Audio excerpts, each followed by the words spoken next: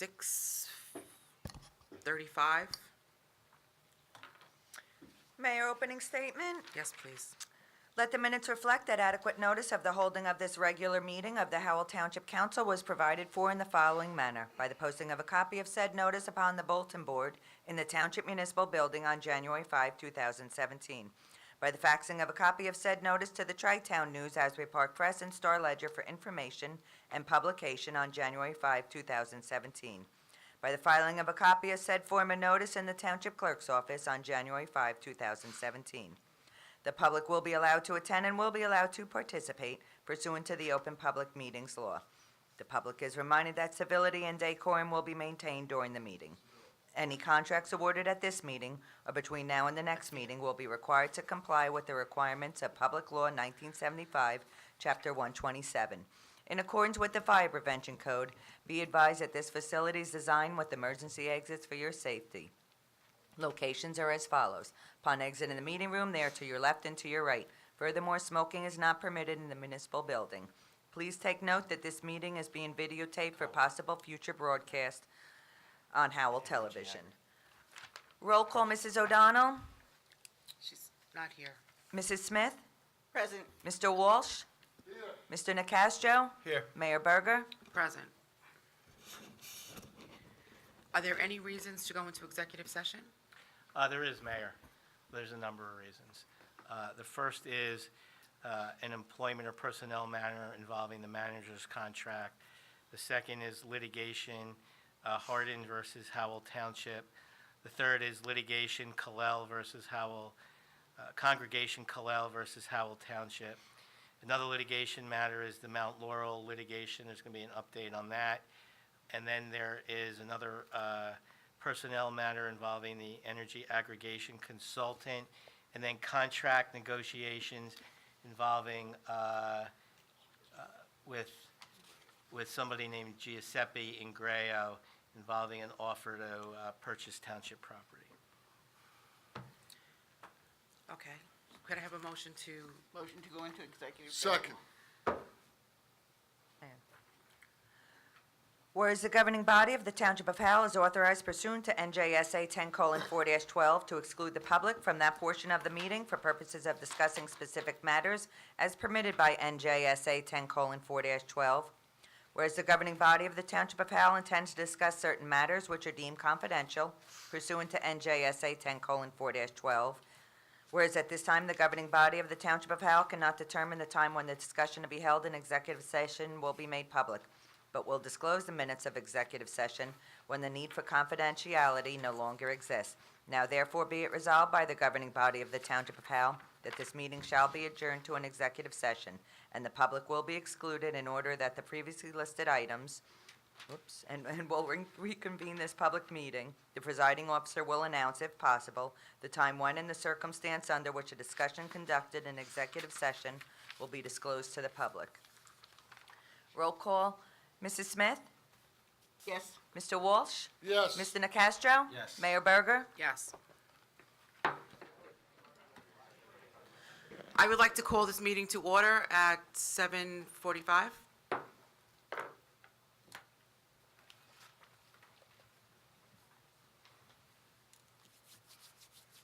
Could we have a motion to accept the minutes for September 18? Mayor. Oh, shit. You're ahead of the meeting. Please forgive me. Everybody, please stand to say the Pledge of Allegiance and a moment of silence. Pledge allegiance to the flag of the United States of America and to the republic for which it stands, one nation, under God, indivisible, with liberty and justice for all.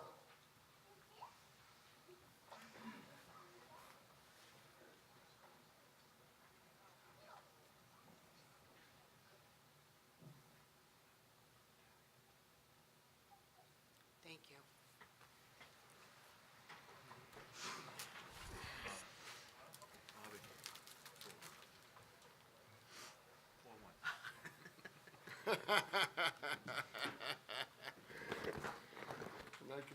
Like to make a motion, the Yankees will lose a 4-1.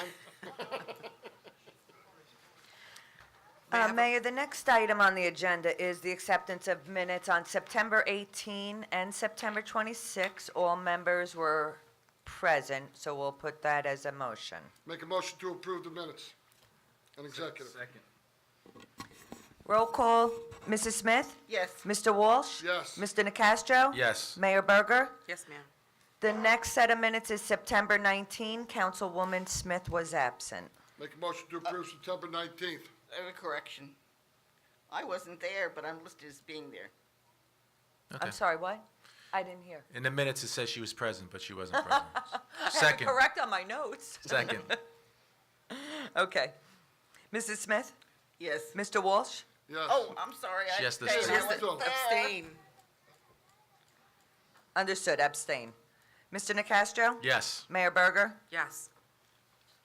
Are there any reports? I have several things if nobody else does. Please. Firstly, just recently, our fishing derby was completed, celebrated, and 103 young people participated, and was a success as usual. I think we should send a thank you to Stephen Fetcher. Okay. And it's come to my attention that the Environmental Commission no longer has any kind of secretarial or business support. And according to state statute, they are supposed to have a secretary provided for them, and they're supposed to have a budget. And they no longer have either. And I'd like to know what's changed to affect them not having a secretary. So, Manager Mayfield, I believe, had limited the number of hours that his administrative assistant could spend on the Environmental Commission. I think the Environmental Commission has, their workload has gotten substantially increased with some new personnel on the commission. So I believe the workload that was being dished out to the admins was a lot more than it ever has been. I don't know about that, but it's my understanding that they have nobody. They have no help at all. Nobody to do copies, make agendas, transcribe notes, or take I don't think phone they've calls. ever had anybody, like, they don't have anybody in their meetings or anything like that. I don't think they've ever had that. Believe Not since me, I've been around. Until recent years, Okay. they had somebody in their meetings. Okay. And about 4 years ago or so, it was instead of having their own, someone from the manager's office had so many hours, but they also took messages. There was an official phone number or phone extension for the Environmental Commission. They took from the public or professional, whatever necessary. They did up the agendas, they made copies, did anything like that that was necessary. And unless I'm mistaken, and somebody correct me if I'm wrong, they get nobody now. There's no help at all. That's correct as of right now. Workloads have increased, and we don't have any staff to do it. So if the council wishes Well- to potentially set aside some funding for additional staff members, I did receive a request from the Environmental Commission for a budget for next year that included secretarial help. We haven't vetted out any of the budgets yet because those managers' budget hearings will start, I believe, in 2 weeks. So I believe they're asking for roughly $32,000, and they haven't had a budget of anything in the last few years. I don't think that's possible, but that's only one vote. But I think we should do something for them. They should at least have some part-time help. Okay? And there's, Part of the sunshine law that they have to have help. Sunshine was different. what can we do for them for now? I'll have to look at our staffing levels internally and see what the workload is. Like I said, this was a decision that was made by the former manager. That was based on the workload that was being generated by some of the new staff members on the Environmental Commission. I think that was beyond anything it ever normally was. So there was, let's say, a difference of opinion of what is necessary. Well, it never came to us, and I don't think that was fair either. That was not a Respectfully, I don't decision. think it needs to come to you, as it's a manager's prerogative. It's It's according to state statute. But I believe the operation of the departments and the town is by the manager, right? So I think, if you would like me to, or if the council would like to budget for additional administrative assistant help, we can do that. But that's going to be your decision to make. We'll address it later, I think. Okay? Also, just a question in case I'm wrong. Do we fly the red, oh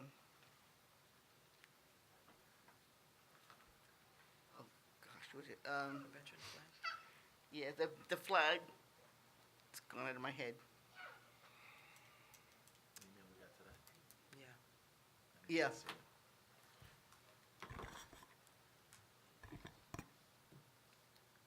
There was a flag, there was something today, I didn't see the Ken email. Coffey put it in an email to us. Yeah, I didn't see it.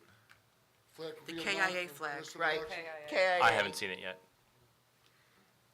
And if it is indeed an order signed by the governor, or approval, we should be flying that. Okay, I'll look into the email and review the state statute. And if that needs to be addressed, we'll address it. Well, if we can fly it, let's just fly it. Killed in action.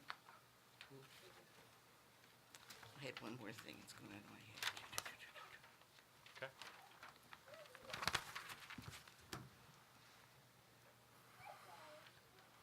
That's all, I guess. I had one more thing in it.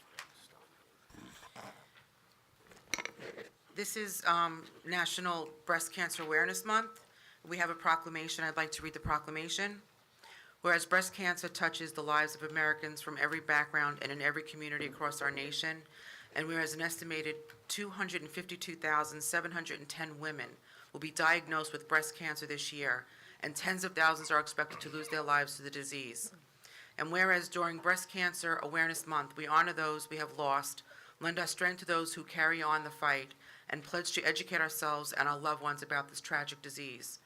And whereas the exact cause of breast cancer are unknown, understanding its risk factors are essential to prevention. Early detection, sorry guys, is also key in the fight against breast cancer. And whereas during Breast Cancer Awareness Month, we stand with the mothers, daughters, sisters, aunts, and friends who have been affected by breast cancer, and recognize the ongoing efforts of dedicated advocates, researchers, and healthcare providers who strive each day to defeat this terrible disease. And whereas Breast Cancer Awareness Month provides an excellent opportunity for citizens to learn more about the prevention and treatment of this potentially life-threatening disease.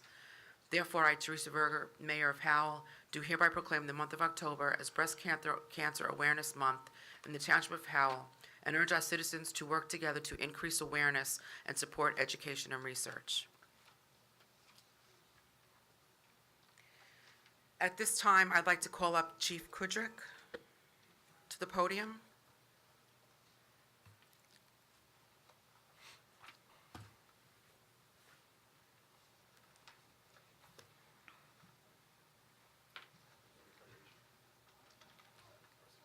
This is for the accreditations.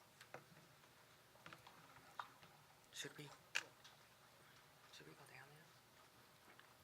Bob? Good evening. I'd like to call up retired Captain of the South Brunswick Police Department, Harry Delgado, who is now at the State Association of Chiefs of Police in charge of the accreditation program, and he'll give you some insight into that program.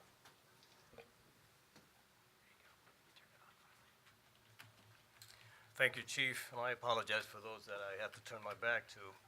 Obviously, the setup of the room. In any event, I come here tonight, and I bear the privilege of recognizing the Howell Township Police Department as one of the best departments in the state of New Jersey, and I certainly bring proof. To add context to what I'm about to say about the Howell Township Police Department, I must tell you that there's about 525 police departments, or law enforcement agencies rather, in the state of New Jersey that would be eligible to apply for accreditation. So to date, there's only about 200 that are accredited. Certainly, the movement is growing, but it's such a vigorous process that it takes some time. But in the case of the Howell Township Police Department, they already done it. So they are, today they've been recognized for the reaccreditation. So you figured that if there's 200 agencies accredited out of potentially 500 plus, that is about 33% of those agencies that could actually be accredited. But when it comes to those that are reaccredited, the Howell Township Police Department falls into a very elite group of law enforcement agencies in the state of New Jersey, and that is less than 8% of those agencies. So if you indulge me for a minute or two, I'd like to share with you some of the significance of the achievement. So accreditation is a process. It's the foundation of accreditation, lies in the adoption of standards containing a clear statement of professional objectives. Accreditation is a progressive and time-proven way of helping law enforcement agencies calculate and improve their overall performances. It is a certification by an independent reviewing authority, in this case the New Jersey State Association of Chiefs of Police, that the accredited agency was carefully measured against an established set of state and national standards, and in the case of the Howell Township Police Department, exceeded in many instances national standards, and exceeded accepted practice in the field of law enforcement. Now, taxpayers usually want to know what's in it for me. Certainly, we receive data from the insurance companies, and research shows that accredited agencies have 11% fewer police professional liability claims, 11% fewer worker compensation claims, and 31% fewer auto liability claims. And moreover, municipalities that participate in a male-affiliated joint insurance fund are eligible to apply for discounts in their premiums. But in addition to the fiscal advantages, there are other important benefits of accreditation. So accredited agencies are better able to defend against lawsuits and citizen complaints. Accreditation provides objective evidence of an agency's commitment to excellence in leadership, resource management, and service delivery. Government officials can be more confident in the agency's ability to operate efficiently and meet community needs. And accreditation embodies the very important precept of community-oriented policing. It creates a forum in which police and citizens work together to prevent and control challenges confronting law enforcement, and provides clear direction about community expectations. Accreditation standards give the chief a proven management system or written directives, sound training, clearly defined lines of authority, and routine reports that support decision-making and resource allocation. And finally, as I see many of present here tonight, officers in accredited agencies are able to take pride. They have been objectively recognized for their professionalism and adherence to the highest standards. Now, in the process, in their case, after they got initially accredited, it took another 3 years for them to provide proof of compliance to 105 standards in the state of New Jersey, which is no easy task. Many of those standards require more than one item of proof. And after that process, we come and we do an on-site visit. Out of that on-site visit, which lasts 2 days, there's a report that is generated, and it's very interesting. In this case, the assessors, and I'll paraphrase, some of the exemplary performance issues that they found when they visited the Howell Township Police Department. From the minute the assessment team arrived at the Howell Township Police Department, it was very evident that the agency was an exceedingly professional and proud organization with a strong and well-ingrained organizational culture. These traits and characteristics made the agency a sound fit for our accreditation program. Agency leadership under the guidance of Chief Andrew Kudrick appeared to be motivated, progressive, and forward-thinking. From everything the assessment team observed, it is our opinion that the Howell Township Police Department is a highly professional organization with committed men and women who exemplify all of the tenets of law enforcement accreditation. Now, it is recognized that the department must change and adapt with the current societal climate and culture, both of local and at the local and natural level. Public support, confidence, and respect are crucial to this effective existence. As such, according to Chief Kudrick, it is imperative that the department exceeds the expectations of the community that it serves. Into it, he actually submitted to us over 10 objectives that he had that we have no doubt, after having shared the visit with the chief and his staff, that certainly are high goals and expectations that they'll meet. So finally, the high level of competence, leadership, and professionalism is evident with the agency. Officers are forward-thinking and engaged in self-improvement. It is the opinion of the assessment team that the Howell Township Police Department is a highly professional and committed agency which exemplifies again all tenets of law enforcement accreditation at the state and national level. And therefore, it is my privilege, on behalf of the New Jersey State Association of Chiefs of Police and the New Jersey Law Enforcement Commission, to congratulate Chief Andrew Kudrick, Accreditation Manager Lieutenant John Yurgel, the members of the Howell Township Police Department, the Mayor and Council, and those citizens that they so proudly serve for achieving a state reaccreditation, joining a very exclusive group of law enforcement agencies that have made this important commitment to excellence in policing. So to all, to Chief, congratulations. On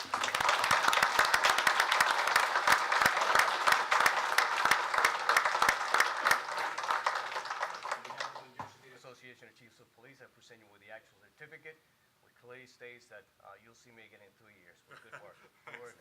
Congratulations. Thanks, Cap, I appreciate that.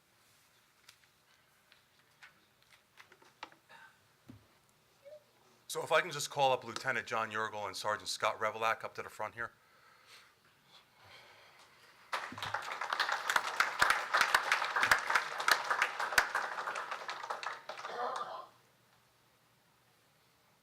So even though I get all the credit as the chief of the police department, these two officers right here, these fine officers, are the ones directly responsible, besides everyone else that you see standing here and those that could not be in attendance today, for this award.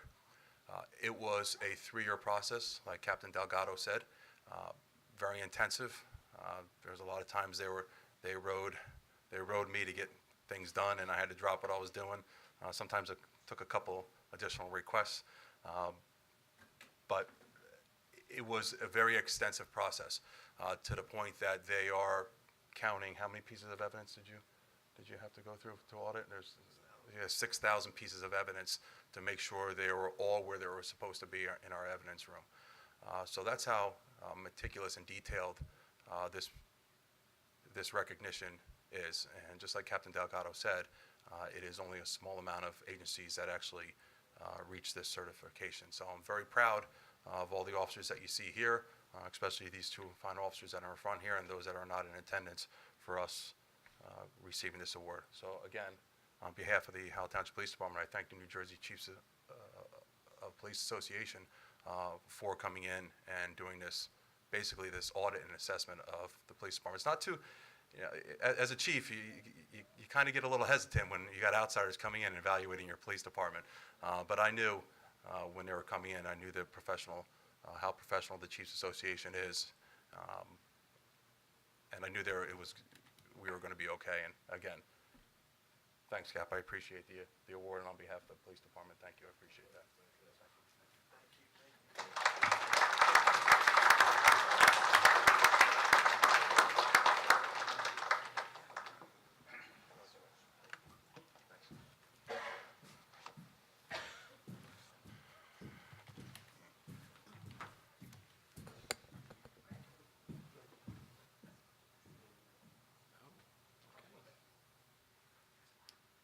So I say this quite often as a chief. I have the honor and the privilege to begin, advance, and now, as you'll see tonight, continue after retirement, the careers of officers who have chosen the prestigious profession of law enforcement. And fortunate tonight, I get to do all three. Welcome, everybody. Welcome, friends and family. There's a few people that I just want to acknowledge. You just met retired Captain Harry Delgado from the South Brunswick Police Department, who is currently the accreditation manager for the New Jersey State Association of Chiefs of Police. From the Board of Education, you'll see retired Major New Jersey State Police, Len Albine is in the back there. He's Director of Security for the Board of Education. Board President, Tim O'Brien. Tim, you're floating around? There's Tim O'Brien in the back. Al Sear, Mary Rose, and Christy Mangano are on the back as well. So thank you for being here tonight. Superintendent Joy Zola had a prior commitment, and he sends his regards and his apologies for not being here. Did Ron Sanisak make it? Okay. So welcome. Any of those that I forgot, I apologize. Due to safety and security reasons, there's some personal information that's going to be left off of some of the introductions tonight, but I can tell you this, that the officers' pedigrees are ones that we consider when we do their background and their employment screening here in the police department. Some officers are going to choose to bring their families up, others are not. But again, their backgrounds all are reviewed, including their family and whether or not they have children for the certain positions that we put them in, and you'll see why later on. So first up, I'm going to call up Sergeant Nick Bondaroo. Nick?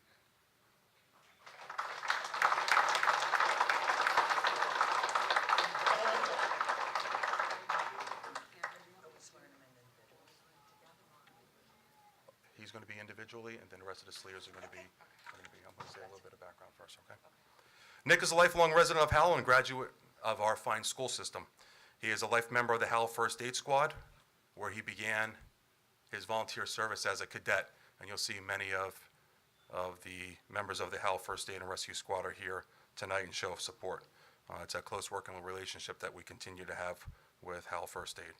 Nick served in the U.S. Coast Guard on active duty from 1996 to 2002, then on the reserves from 2002 through 2004. Nick was hired by the Howell Township Police Department in January 2002 as a patrolman. During his time as a patrolman, Nick led the department in many proactive activities. He became a patrol narcotics canine handler with his partner Yago in 2009, and to this day, he continues to do so in that capacity as a sergeant with K9 Vito. In 2015, he became part of the Crime Suppression Unit, that's our street crimes unit, where he remained until his promotion this past August 1st. He is one of the road sergeants on Day Squad. Congratulations, Nick.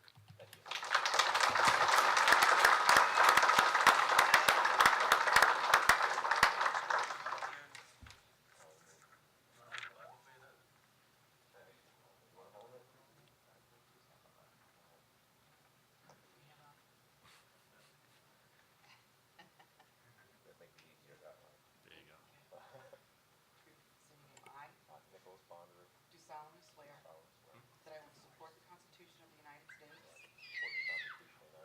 and the Constitution of the State of New Jersey, and that I will bear true faith and allegiance to the same, to the governments established in the United States and in this state under the authority of the people. So help me God. I do further solemnly swear that I will impartially and justly perform all the duties of the office of SLEO Class 2 Sergeant. I'm reading it. Oh. It's only typed, but I was going to do it. The office of Sergeant, according to the best of my ability. So help me God. You're going well. Congratulations.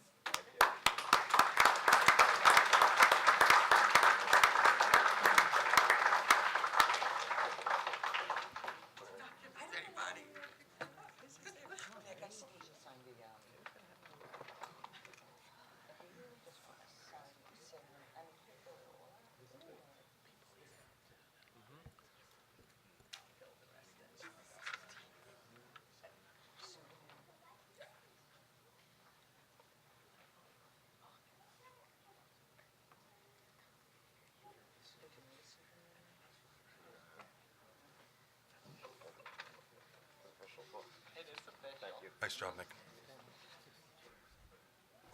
For those of you who are not familiar, we have a part-time police officer program. It's known as the SLEO program, Special Law Enforcement Officer. There's 3 classes of SLEOs, 1, 2, and 3. 1 being basically your unarmed parking enforcement officers that you see down at the shore doing meter readings, maybe doing beach badges, parking enforcement. Class 2 are fully sworn police officers only when they're working. They have the same authority, same power as any regular full-time police officer that you see, only when they're working. Once they're done with their shift, they go back to being a civilian. They have no police powers outside of that. SLEO 3 program is a newly instituted program within the state of New Jersey, and it's designed to put retired police officers in our school system. That's all their sole purposes is under a SLEO 3. Fortunately, here in our police department, we used to have SLEO 1s. We don't have those anymore. However, we do have SLEO 2s and SLEO 3s. I'm going to call up our 3 newest SLEO 2s in this order: William Costa, Courtney Casterlin, and Anthony DiMatteo.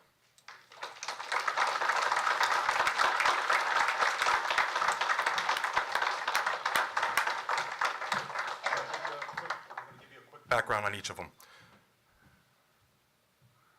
I guess it wasn't in that order. So Bill began his law enforcement career in 1990 as a dispatcher and then a SLEO 2 with the borough of Brielle, Howell Township, in Asbury Park. He went on to become a fully sworn officer of the Ocean Township Police Department, where he was also a member of the Emergency Response Team, their SWAT team, and was assigned to Street Crimes Unit and a Monmouth County Police Officer Gang Task Force Unit. In 2013, Bill was employed by the Monmouth County Prosecutor's Office as a detective and was assigned to the Narcotics Strike Force Tactical Narcotics Team. He recently retired in June of 2017, and as they threw him back, I recalled him and brought him here to the police department. And we definitely gained some strength with his knowledge and his experience because, as I said, he has an extensive background in patrol and narcotics work. So William Cross is right there in the middle. Courtney Casterlin. Courtney was employed as both a SLEO 1 and SLEO 2 with the Seagirt Police Department from May of 2016 until this past August.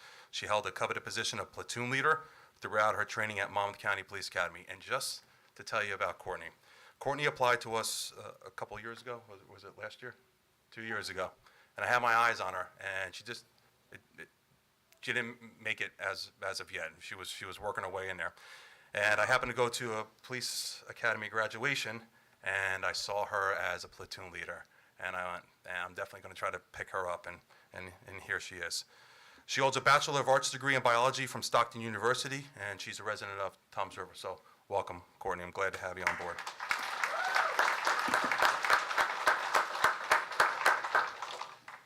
Anthony DiMatteo. Anthony DiMatteo was employed as a Class 2 with the Seaside Heights Police Department from April 2016 until being hired by the Howell Township Police Department. He is also a part-time EMT with Howell Police since 2015 and will continue to remain active in his capacity as a Class 2 police officer. He is currently attending Brookdale Community College, where he's working towards his associate's degree, and he is a longtime Howell resident. I've known his family for a very long time, since the beginning of my career. They are heavily involved with the community. Where's Jeff? Is he here? Or he's floating around? He's right here in the front here. Jeff is one of those guys that if he leaves this community, the community suffers. He's somebody that's extremely reliable, somebody who is absolutely dedicated to volunteer service. He has been the captain of the Howell First Aid, how many, 20-something years now? 20 years. Each year he tells me, I'm not doing it anymore. It just goes to show you the leadership that he has with the Howell First Aid. Very proud. These are one of these moments as a chief that you're proud to bring somebody on board with the background such as Anthony. So welcome aboard, Anthony. Proud to have you on.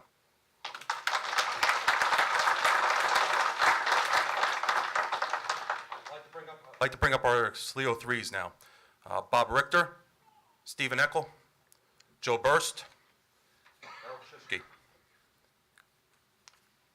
and Fred Bauer can't be with us. He's actually at the Yankee game tonight. Councilman Walsh, we have the score? It's 4-2, they were losing, they're coming back, though, field. All right, that's good. So the SLEO 3 program, as I explained, these are retired police officers that are strictly to provide security in our schools. Due to our town council and our Board of Education finding the funds to make this program work and come to fruition, we were one of the first in New Jersey to do so, and I believe we were the first in New Jersey to actually have it all implemented, ready to go, because I sent out our policy and my budget to many other police departments over the past few months. But without the support of the council and also the Board of Education, this would definitely not be possible. And it provides a very high level of security for our most vulnerable, which is our kids in our schools and also the faculty and the staff. The Board of Education is our largest employer here with a daytime population that's largest in anywhere within the town. So it's one of those critical components of our community that I take very seriously in protecting as a chief of police. It goes through my mind. I say this on a regular basis every single day. It goes through my mind how we can better protect our school system. So I'm proud to introduce you tonight to the newest officers that will be doing so. Bob Richter, you have your wife here, Bob? Yeah. and his wife Karen are married for 31 years, and they have 4 children. He retired after 34 years of service with the Allenhurst Police Department, the last 19 years serving as chief of police. So he has some things he could teach me. He holds an associate's degree in criminal justice and has attended numerous professional development courses, including the very prestigious New Jersey Chiefs of Police West Point School of Leadership and Command. Stephen Eckel. Liz and Jackson is married with his wife Dawn for the past 25 years. They have 6 children, 1 boy and 5 girls, and 1 9-year-old grandson. Steve worked at the Middlesex County Sheriff's Office for 25 years, from 1988 to 2013. He retired as the rank of sergeant in the Bureau Criminal Investigation Unit. Since retiring, he's worked for the following school districts: Marble, St. Aloysius, East Brunswick, before coming to Howell. He's been a volunteer coach and trainer for the past 25 years and is currently the Jersey Area Girls Soccer League president. Welcome aboard, sir. Joe Burst. He graduated from Glassboro State College in 1982 and joined the Neptune Township Police Department in 1985, retiring as a lieutenant in 2012 after 27 years of service. After retiring, he was employed for 4 years as a safety officer in a Neptune Middle School and resigning in July of this year to take employment here in Howell. His wife is employed by the Board of Education as a special education teacher in the Ramtown School. Eric is a lifelong resident of Hamilton. He attended Mercer County Community College, majoring in criminal justice. He is married to his wife, Geraldine, and he has 3 children, which are 8, 9, and 15. He was appointed a Hamilton police officer at 21 years old, and that was in 1988. He attended the Trenton Police Academy, graduating in 88, was assigned to patrol. Promoted to sergeant in 2003, patrol supervisor, then anti-crime unit supervisor. He was promoted to lieutenant in 2014, and he was the midnight shift commander. I've been there before, Eric. 3 years of that. He retired July of 2017 from the Hamilton Township Police Department after almost 29 years of service. Welcome aboard, Eric. Fred Bauer, who's at the Yankee game, has been a Howell Township resident for over 15 years. Both of his kids are within the Howell Township school system. He retired with us as a corporal with the Howell Township Police Department after serving 27 years. During his tenure with the Howell Police, 20 of those years were spent serving with the Howell Township Tactical Operations Unit and later with MOSERT, which is Monmouth County Emergency Response Team, which our unit merged to form the county-wide team. So you can see we have a lot of experience up here. These officers all bring a lot of background in law enforcement, a lot of training, a lot of experience. Family is also very important. These 3s are going to be dealing with kids in the school, so obviously with their backgrounds, we want people who understand having children, understanding parents, and that is something that we put together with the Board of Education. We all came to an agreement that this is the type of model that we were looking for our school system. Not only are they just security officers, they're also school resource officers. They're SRO, there's a component.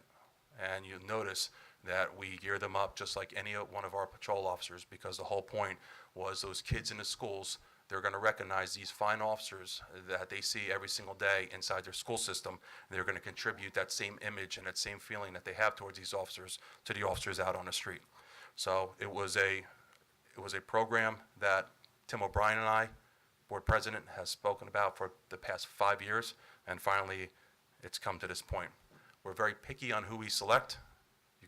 You can see that, and that's the advantage of being a chiefs of police town. I do have the authority to pick and choose and go out and recruit those that I want serving my community within my police department, and we continue to do that. And with the assistance of the Board of Education and also the Town Council, we're going to be expanding that to another 7 officers. That's what our budget was. Initially, we thought we were going to get 12, but we're taking our time selecting on who we truly want in our school system, because it's very important nowadays. So welcome aboard, everyone. I believe you're all going to be sworn in together as a group.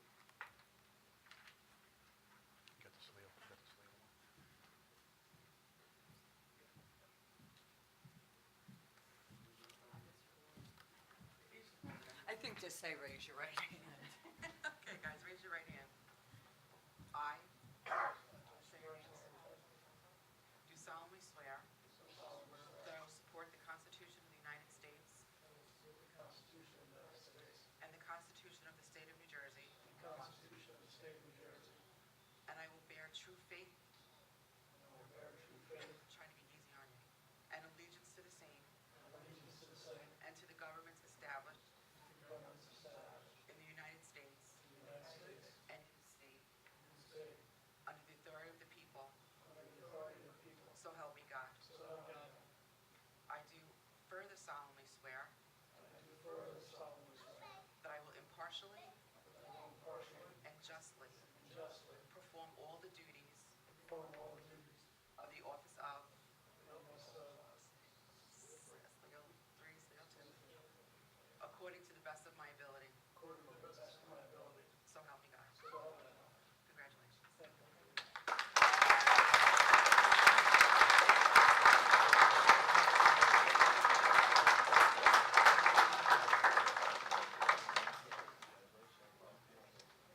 Councilman Walsh, the Yankees are tied 4-4.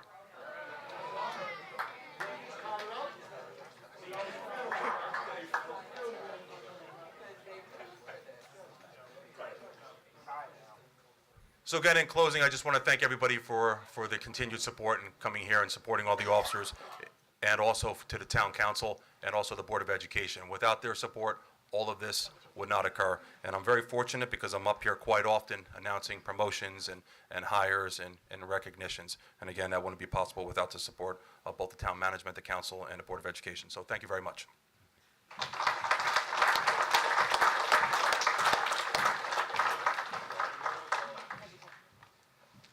Thank you, Chief.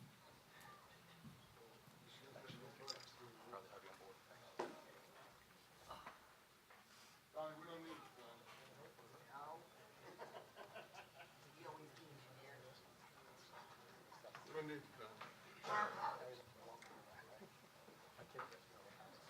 Thank you.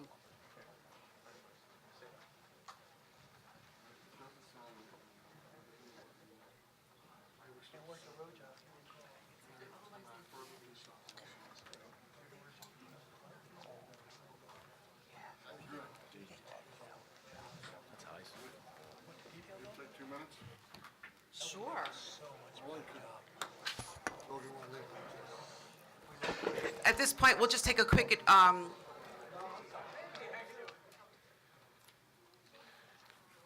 at this point, I would like to open the portion of hearing of the citizens and public comment on these consent agenda items.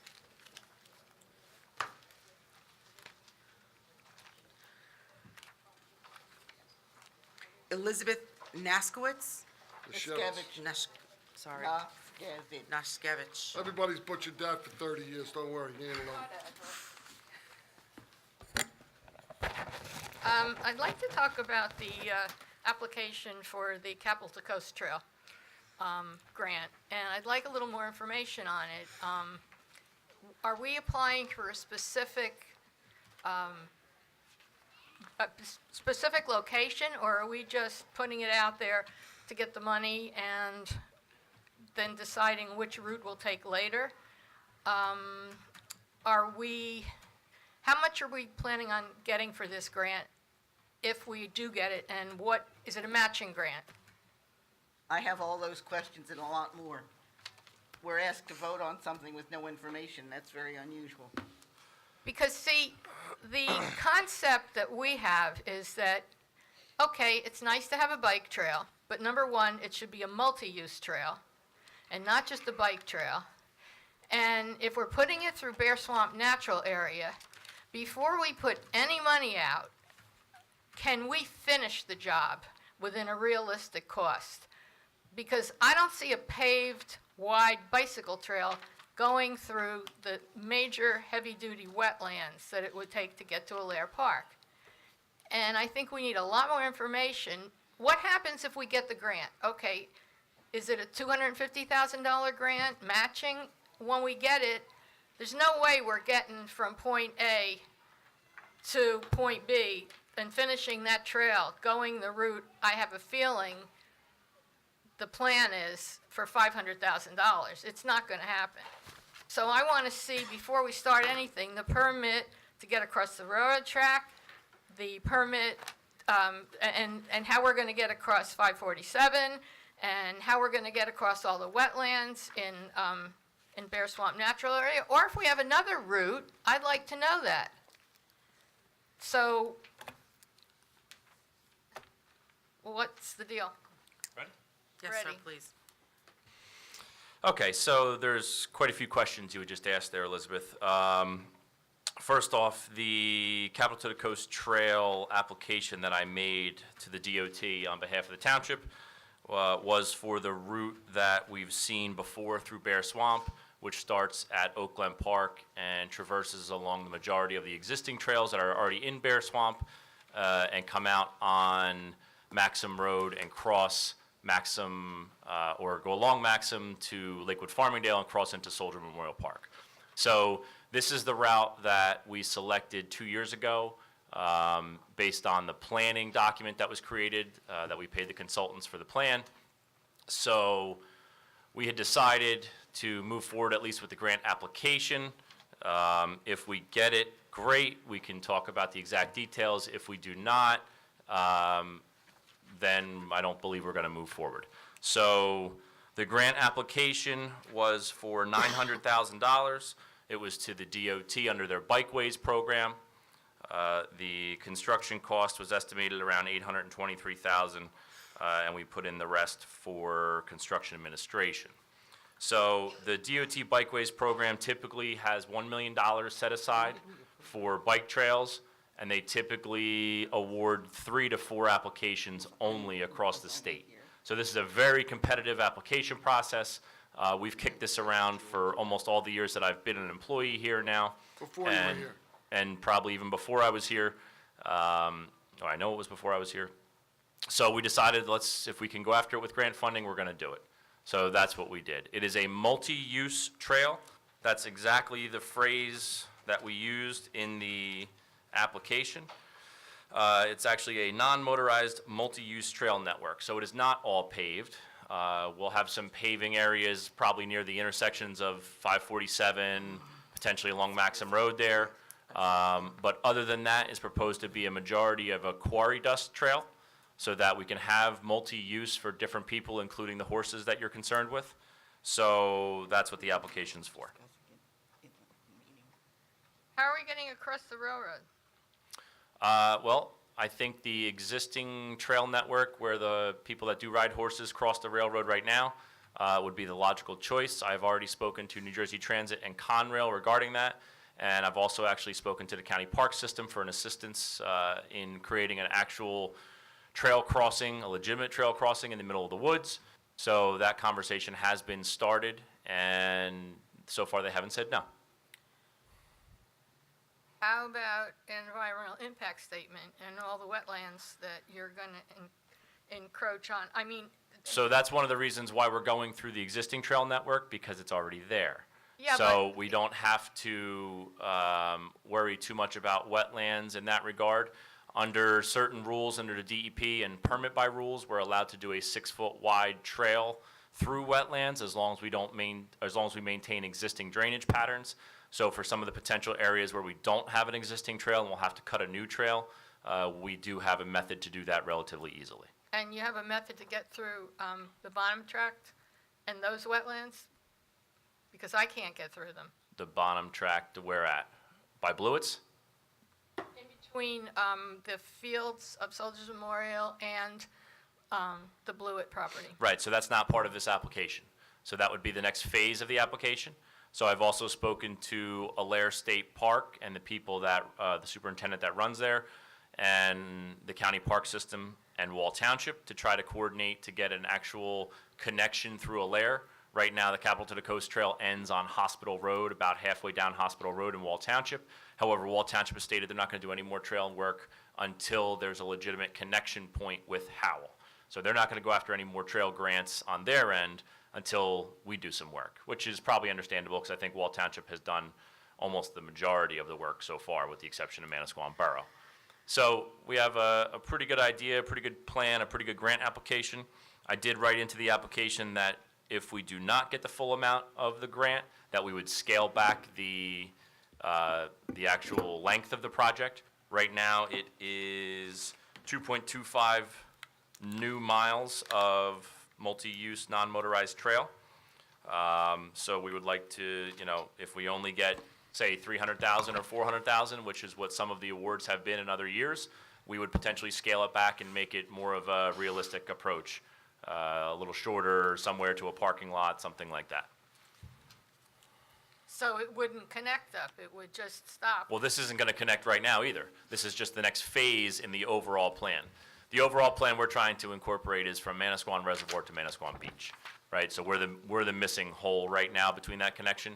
We did get a grant multiple years ago for the connection from Oak Glen Park to the reservoir, and this will be the next phase. So whether or not, if we only get $300,000 and, we can cut some of the trail through from Preventorium Road into the existing trail network and leave the rest unimproved for now, we can potentially look at those options if we get less funding. So that's kind of the game plan. How improved will these trails be? Will they be suitable for baby strollers and, Potentially. They're going to be quarry dust trails like you would see in any other state park network or bike trail network that is compacted quarry dust. and who's going to patrol them and how? That's a conversation we're going to have with the police department. I know that you've been involved in multiple conversations about getting either the park system or hiring park rangers to patrol the Bonham Tract or Soldier Memorial or the Bear Swamp Tract, I should say. I don't know if the council is going to agree to pay for that, but that's a conversation for them. Jimmy, how does every other town do it? I drive to Manasquan every day. They pay for And I it. see trails going through Wall, I see trails going through Manasquan, I see there's crossings going across streets. I see horses on it, bikes on it, people walking. I see little flashing lights that you have to stop so people can walk across. How do they do all this? They pay for it. Either they pay for it or they get grants.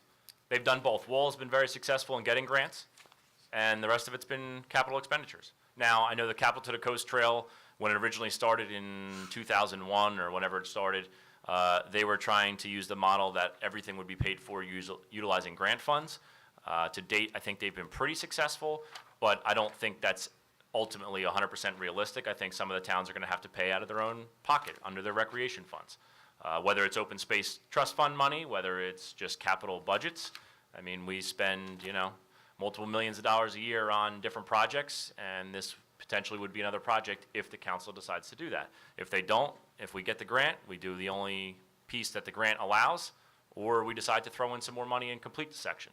That's going to be up to you and up to the capital budget when we get to that time.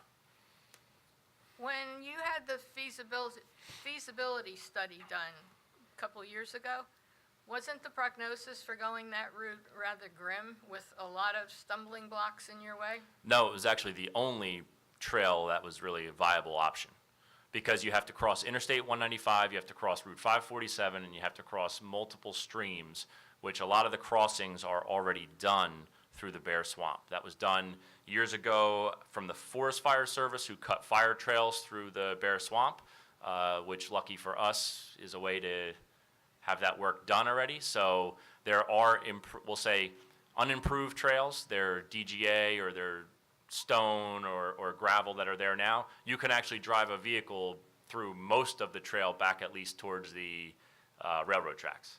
So they are usable now. I know, Elizabeth, you and I have personally walked it together at different times. So the trail network is there already. And if the budget only allows some of the work to be done, well, then we'll leave some of it as what it is now and do the part that we need to do new. Sounds like you and Elizabeth have different views of that walk, though. Slightly. Yeah, we do definitely have different view of that walk.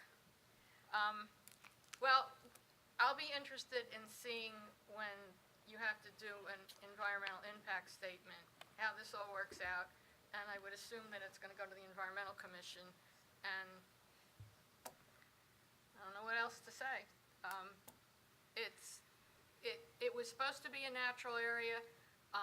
It was supposed to be for mountain bikes. It's kind of rugged terrain. It was supposed to be for hiking, mountain biking, But who equestrian said that, trails. Elizabeth? I'm just asking. What? Who said that? The original ordinance that created the Bear Swamp Natural Area, I have it home laminated. Okay. I can let you see it if you'd like.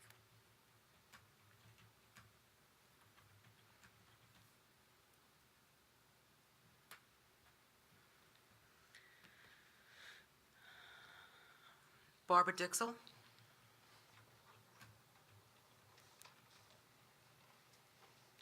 Where's Jerry? Hey, Jerry, how you doing, bud?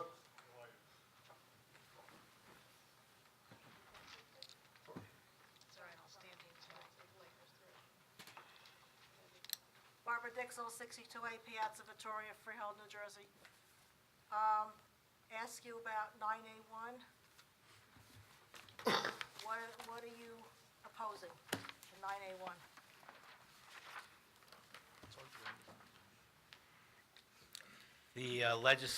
The legislature has a bill pending to amend the Open Public Records Act, and the Clerks Association has, New Jersey Clerks Association has asked the municipalities, in not only Monmouth County, throughout the state, to oppose it. The League of Municipalities is opposed to the bill, and this would be a resolution supporting, I guess, the opposition to the bill. There's a lot of particulars to it, but in essence, it's making the requirements upon the municipalities and/or clerks who are the records custodians far more onerous and costly to respond to Oprah, in increasing the responsibilities of the municipality, and that's the rationale to oppose it. I mean, I have the details of the bill if you wanted to go through it, but I don't know how much detail you would want.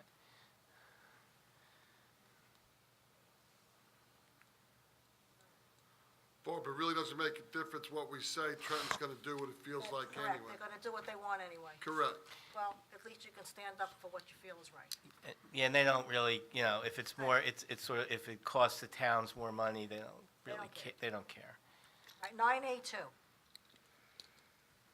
Why do you need a pre-application for this Howell to Lakewood water main? This is just endorsing the filing of the application to the State House for the water main project that we had the public hearing for last month. Correct, I was there. I have to ask there you a you were, so question. why are you asking a I'm gonna ask it in public. Why do we have to give a piece of Howell off Echo Lake, off the building in the back, the Public Works building? Why do we have to give Lakewood part of Howell Township property to give them a water main? Why? They're out, It's going to happen whether you like it or not, I Barbara. understand that. Right, But you know so- something? They're out defrauding people with Medicaid fraud and every other damn thing, and we have to give them a water main? Like hell, I don't think so. Not right. We're not giving them a water main. Well, you're certainly giving them something. And by the way, I still have every document that was ever signed on January 8th, 1999, when Judge Louis G. McAfoose III signed the sale of Adelphia Water Company to New Jersey American Water Company, and I have just contacted and had sent everything to Mr. Brabston, the chief counsel, and I gave him that information also, because as you know in the paper, when you had this hearing on this main thing, New Jersey American filed for 18% increase. I told them like hell, you better think about it.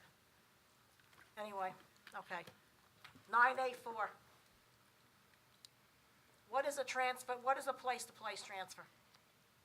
They had a person-to-person transfer, I believe, in last September, and this is setting the street address. When they bought the ABC, we did the person-to-person from IHOP to Texas Roadhouse, there wasn't I don't believe there was a street address linked to that license. Barbara, they bought the license from IHOP when it was there. On Route 9, it didn't have the exact address of The Texas liquor Roadhouse. license? That was the liquor license? Yeah. Yeah, there was a liquor license there. You could have had breakfast and a Bloody Mary in the morning if you wanted to. No, I know IHOP had it at one time. So that's what they did, they sold it to Roadhouse? Texas Roadhouse. Okay, good, okay. All right, Try to get down to Cambridge. 9A7, That's that's a professional services award on the municipal energy aggregation consultant. There are two proposers who have submitted, and that's, I think, going to be voted on separately tonight and discussed separately as to the award. and that's for lead where? Not lead, Lead? no. It's for energy aggregation, As the the lead program. agency? Yeah, Okay. that's the program where, Is this the as- new people you're going with? You usually with what, your electric company? We have to vote on it, Barbara. But this is a new, it wouldn't be the electric company, it would be the consultant who would advise the municipality and guide the town through the public auction process as to electrical generation contracts. I understand that, Mr. Bayer, but is this something new, because you had a different energy company, or is this another one? No, this is for the consultant, This is for Barbara. the consultant, Has not the nothing to do with the electric, just the consultant. All right, and now I'm gonna say what I have to say, sorry. You weren't saying that already? No, now I'm gonna say what I have to say.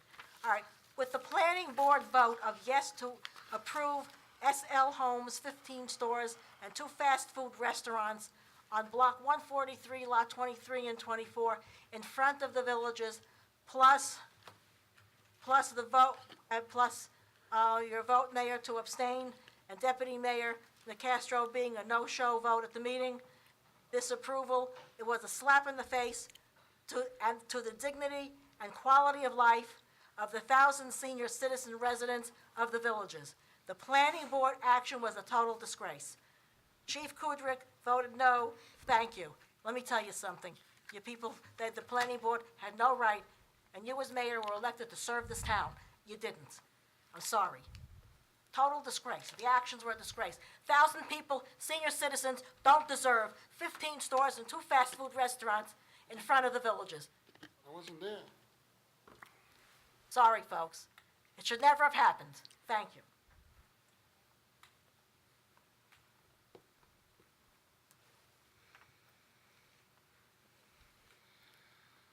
Kathy Novak?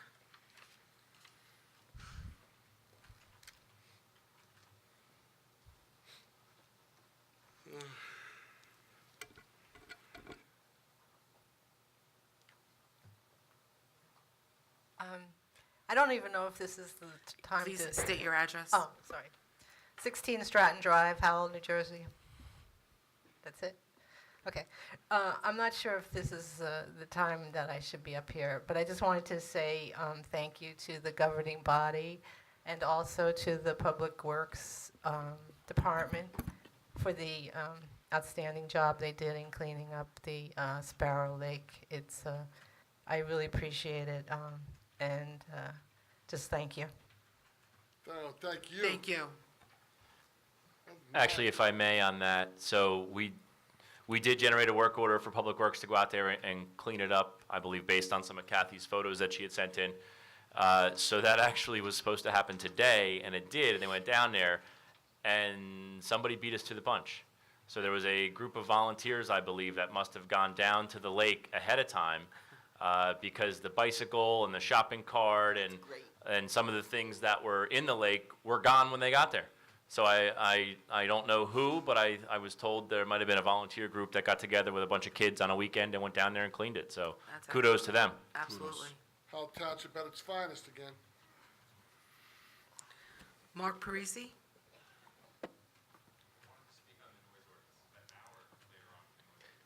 That would occur, Mayor, you have to have a public hearing on the noise ordinance, so you should speak during the public hearing on the noise ordinance. Peter Hagemeyer?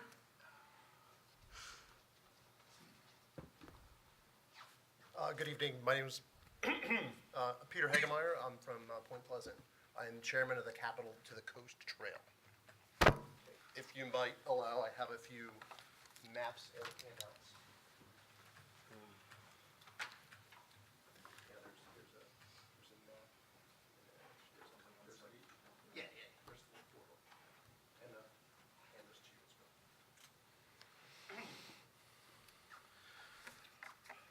So, my name is Peter, and I'm the Capital to the Coast chairman. As James said earlier, a Capital to the Coast Trail is a multi-use trail. It's designed for wheeled vehicles, which are non-motorized. It's designed for pedestrians. It's designed for runners, for children, for people with strollers, equestrians, and horses. Right? We don't discriminate. You know, this trail was thought of by Mr. Fred Lockermeyer 13 years ago, and he, as a council member of Manasquan, put this together and proposed this, right? So with some donated land in Manasquan, he built the 7.5-mile section that goes from Manasquan Beach to Allaire State Park, right? Allaire State Park is a state-owned property, so we got permission carte blanche to put the trail through there as well. You know, he laid this out on paper, and we're looking at 55 to 60 miles that cuts clear across the state.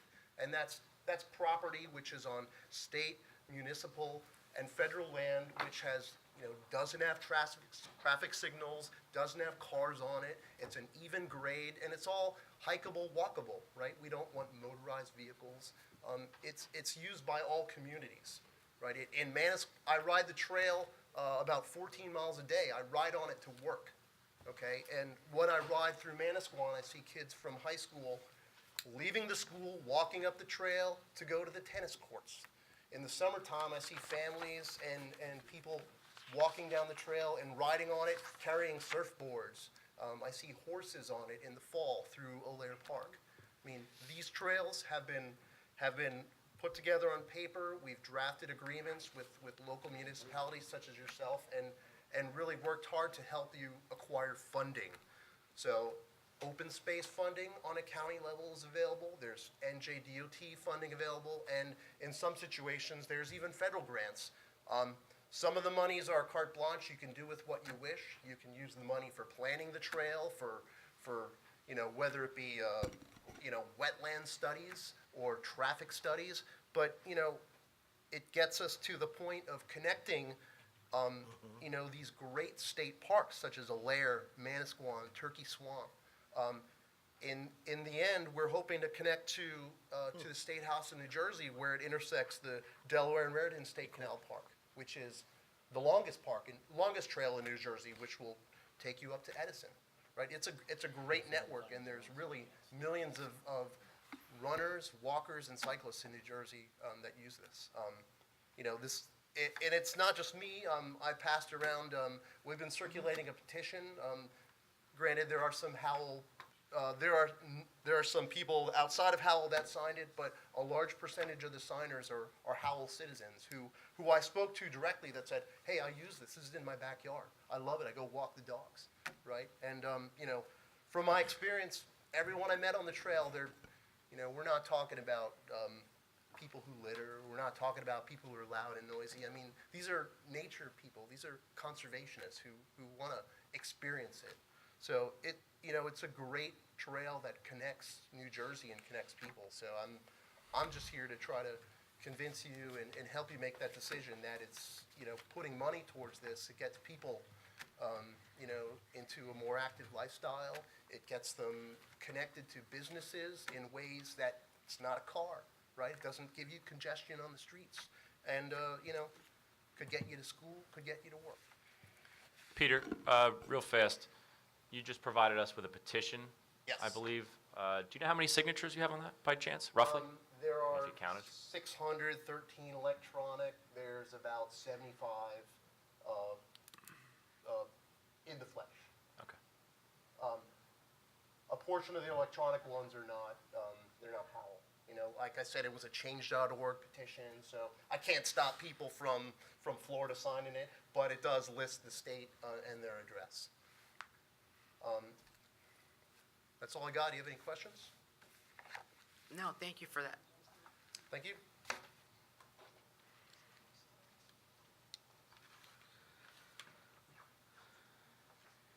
Bill Heisel?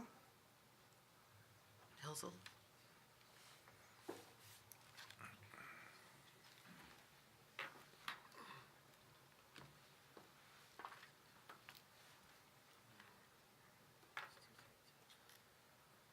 Good evening. My name's Bill Hitzel.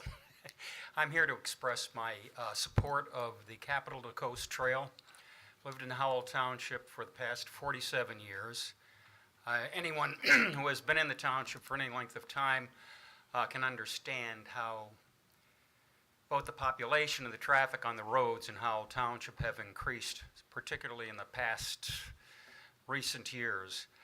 Years ago, I used to be able to go out on the roads in Howell Township with my daughters and my wife. We would go as a family riding bicycles in relative safety. These days, with the increase of population and the traffic, it's impossible, even as an adult, to go out on some of the local roads. I live on the corner of Irene Boulevard and Ford Road. I'm extremely hesitant to take a bicycle out.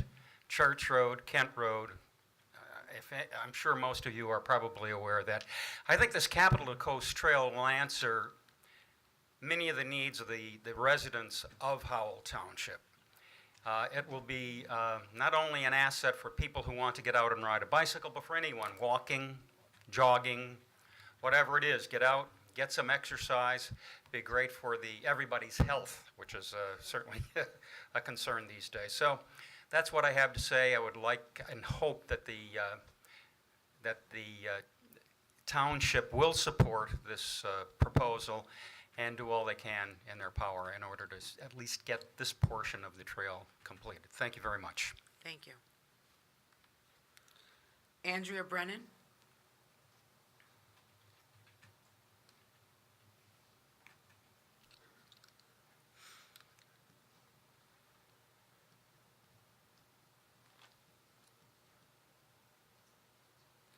Good evening. My name is Andrea Brennan. I live in Manasquan, so I'm here to speak about the Capitol Coast Trail, my support of it.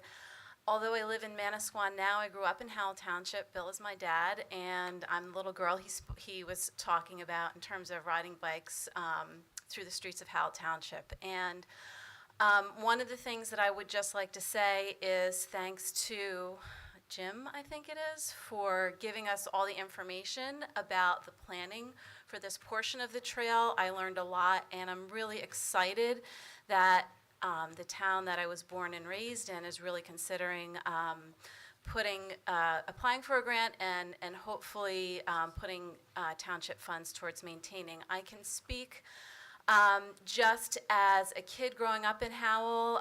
We did used to at least once a summer ride from Howell to Manasquan, and it was always very exciting when we got on the portion of the bike path that was paved in Manasquan, because we didn't have to worry about cars, and it was a lot of fun. Now as an adult, my husband and I use the bike path to get from our house to the gym. We use it to get from our house to Alair State Park. We use it to get from our house to Trenton, to the canal path, and back. So we're avid cyclists, and I can say that since the Manasquan Trail has been extended through Alair State Park, the traffic on the bike path has really increased a lot.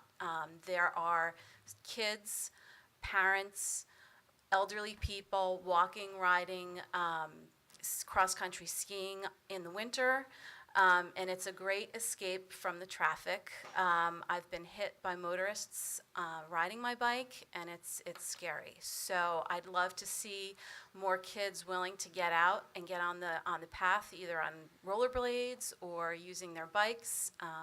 It's a great activity that you can do for your whole life, and I'm just here to express my support for it. I think it's a great idea. The other thing that I learned today is that the national governing body of legislators did a research report on the impact of the economic impact and benefit of owning a home close to a multi-use trail. And they say that realtors list this as a benefit, and homes that are near bike paths sell more quickly, and they sell on average at a 10% higher rate than homes not located near a path. So that's something to consider too in terms of your property value in the town. So thank you very much. Thank you for the information. Joan Osborne?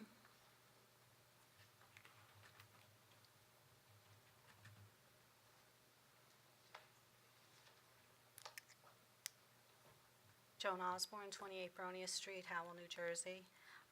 I'm also here to speak on the Capital to Coast Trail. It's personally something that I am interested in seeing Howell fill the hole in it, and so that we have a longer trail that we can ride from the reservoir all the way through to Manasquan Beach. I think that would be a wonderful thing to have. As a member of the Environmental Commission, however, the issue I have with it is that I didn't find out that this was on the agenda until I saw it on the agenda today.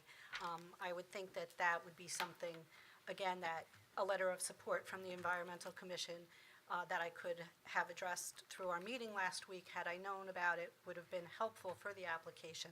So again, I'd just like there to be a little bit better communication of things that are going on with the commissions. I am also surprised to find out that there's been some issue with the amount of work the Environmental Commission is generating, because that is not something I heard when I was told in August that secretarial help would be pulled. Up until that time, as far as I was concerned, we were operating exactly the same as it had been under prior chairpersons. Jerry Barron has been instrumental in helping me, because I was new to the commission, in operating it, so I didn't change anything that had been going on and forward. We had agendas done by the secretarial help. We had meeting minutes typed up. If we generated 4 separate letters this year, they were things that we typed up, sent over by email, and said, please put it on letterhead, send it out. I don't think there's been any significant difference in the amount of work. What I was told was that with McKenna Torsavia leaving, that the existing staff in the manager's office had taken on a lot more work because they had to do the legal work, the Open Public Record Act responses. So it wasn't really anything to do with our commission. Be that as it may, what we have requested in our budget is for minimal secretarial help. Our budget request involved $20,000 for a new environmental impact report, or inventory, I'm sorry, in ERI, which is 10 years old, and $10,000 for secretarial help, which we calculated out at about 4 hours a week as a maximum. We probably use less than that. So I just wanted to clarify that for the record, and I'm glad I was here to hear the comments so I could address that. Thank you. Thank you. Can I just say something about numbers?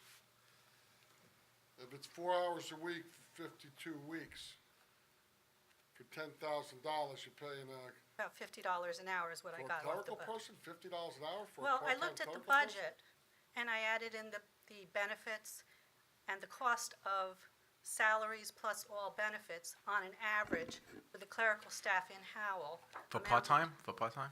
No, I didn't look at it as even part-time. So it's probably even less than what we requested, but I just wanted to, I wasn't going to say who should do it. Yeah, I'm not against it. It just sounded a lot, $50 an hour for a part-time clerical person. I think we get a lot of people, John, I think a lot of people who are staying home right now be glad to work 4 hours a week for $200 an hour, $200, And I think you could probably pay less, but a full-time person, that's what it averaged out.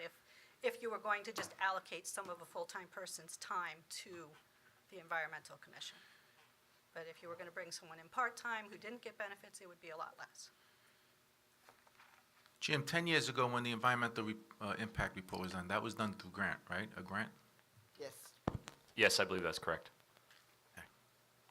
Is the grant money available now that we may apply for? I'm just asking. Off the top of my head, I do not know. I know that we've submitted applications in the last 2 years for grant money and have been turned down, and we will try again. But for what, though? Did you? To fund that. Just for that? Yes. Okay. Who did you apply to, Joan?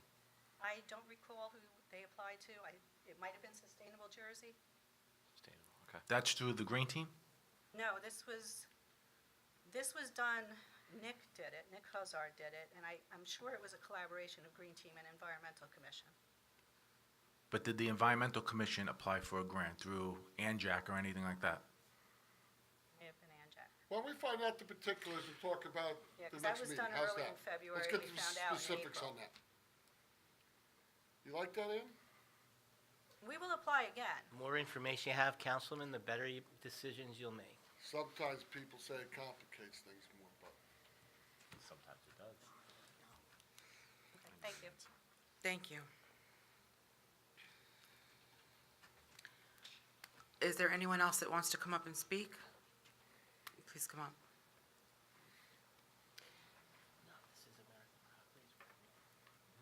Mayor Berger, council members, support staff.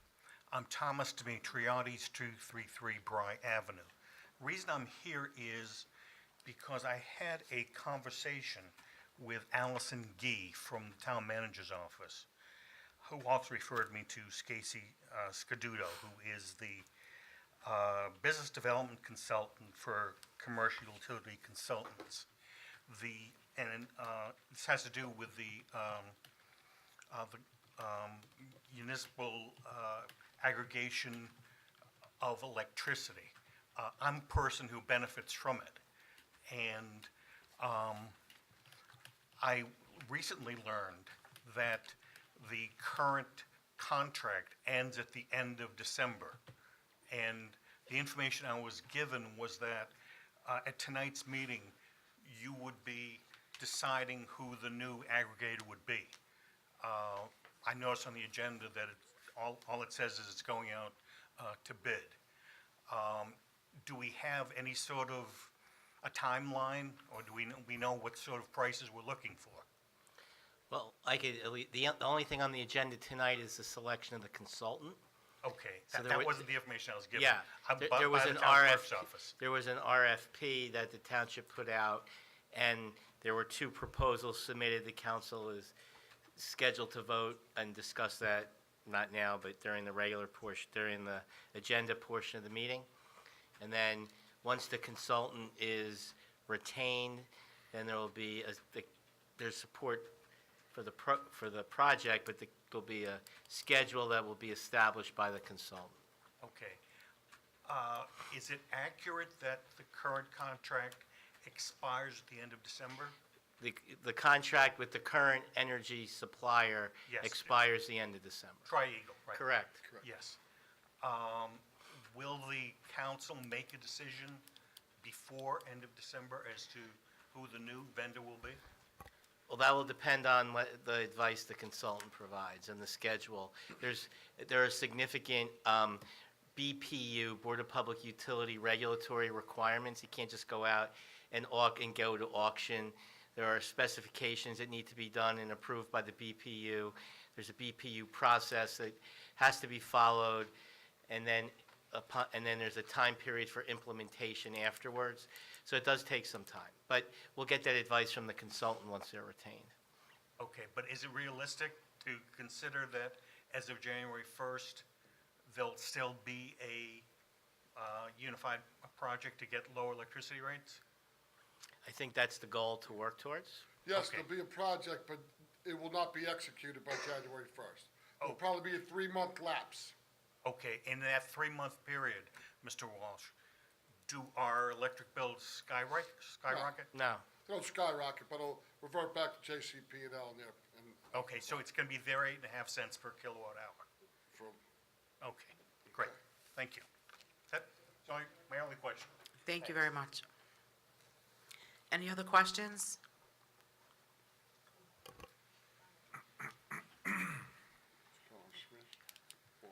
Yeah, Don Smith, 54 Vanderveer Road. I'd like to just expand a little bit on the KIA flag that Pauline brought up before. I did see the statute, the state statute on that, and it actually mandates that the state capitol building and every municipality's main municipal building fly that flag, and every county seat, main county building fly that flag. Now, the other thing I would like to add to that is I believe we still fly, I hope we still fly a flag over at the old municipal building. I don't know whether anybody here would know, but last I know, it was still flown with lights on it at night. But I think it would be very appropriate to fly that flag at that building too, because that flagpole, or flagpoles plural, are right amongst the memorial for the all deceased Howell residents that served in various wars. So I think it would be a very appropriate place to fly that flag, in addition to the MIA flag that flies there now. The other thing that I hadn't planned on speaking on, but just the business with the natural resource inventory. I was on the commission when that inventory was done. We got that grant through ANJAC. The Dodge Foundation actually is the one that puts the money up. And that was done through ANJAC. And there's quite a few regulations on that. It has to be done primarily under the Environmental Commission. The whole idea is, I think, is to try and keep politics out of the resource inventory, which is actually a statement of what exists, not what you want. We had Delaware Valley Group did that research and the report, and we were very satisfied with them because they not only supplied bound versions of it, but they also put it on a disc so that it can be printed within the township. And when we needed extra hardbound copies because we didn't have the ability to print it at one time or another, and they always came up with those copies. The advantage with them is they have their own in-house printing. Everything is done in-house with them. I think I happened to see the request of the Environmental Commission chair, and I think it's actually a very reasonable request, since it does include the NRI. And we always, as long as I was on the commission, which was 20 years, we had a secretary that part-time job for her regular duties, and she had so many hours a week set aside that she did the minutes for the commission. We record the minutes and then take handwritten minutes, and she would transcribe them. She did the reports, typed up all the reports that are done. And I really don't see that you have that much more work coming out of the Environmental Commission than we had back in the early 90s, late 90s, during the building boom, when we were averaging per night 20 to 25 reports. Our meetings went until 2 o'clock in the morning, mainly doing reports on planning board and zoning board applications. We did on-site site reviews, and the secretary always transcribed those reports and supplied them to the planning board and the applicant, whoever it may be. And I think it's a slap in the face to volunteers to not provide that service. Mayor, it's been 5 minutes. I'd be up in arms. And that's all I got to say. Thank you. Does anyone else need to come up to the microphone? There being no other comments, I would like to close this portion and move on to resolutions.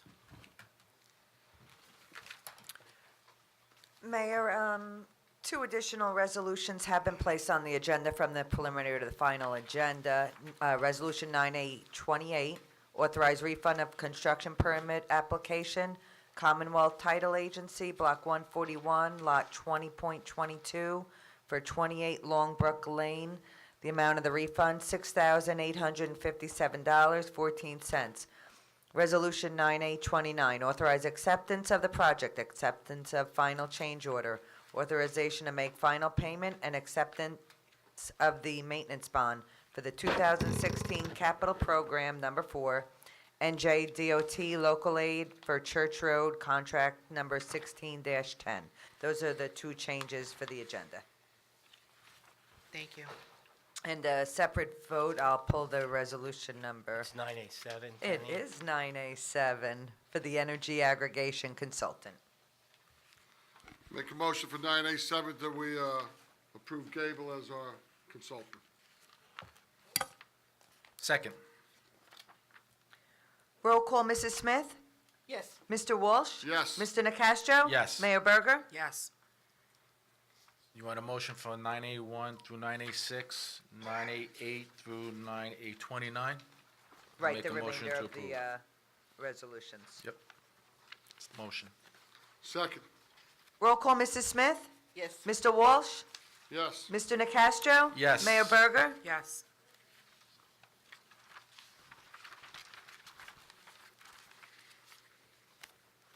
Ordinance. 10A1. 10-1. I'm just pulling it out. You're up, Mayor. I'm trying to, it's not coming up. Let me see if I can find it for you ready, Mayor. Guess the electronics are not working. Mayor? Yes, you have it? Sure. Thank you, sir. You're welcome.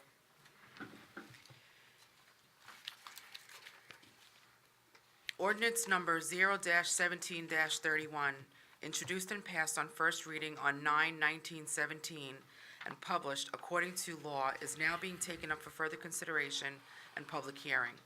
Affidavit of publication of this ordinance in the Asbury Park Press issue of 9/22/17 is submitted, and it is noted that a copy of the ordinance has been posted on the bulletin board in the municipal building, and that copies were available to the general public upon request.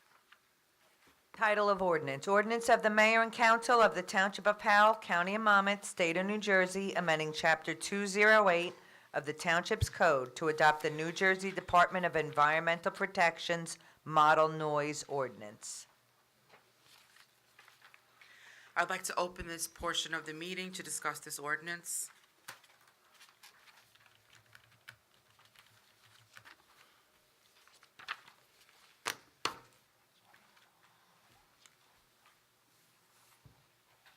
Barbara Dixell, 62A Piazza Vittoria, Freehold, New Jersey.